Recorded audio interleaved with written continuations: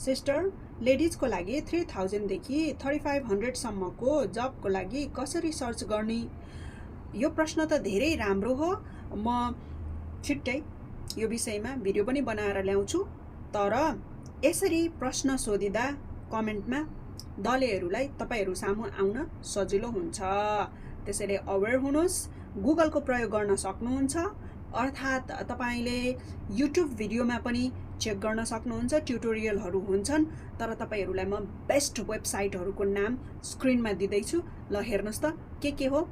र तपाईले यी मध्ये कुन चाहिँ वेबसाइटको प्रयोग गरेर जागिर खोज्नु भयो त दुबईमा, युएईमा, त्यो पनि कमेन्टमा लेख्नुहोस्।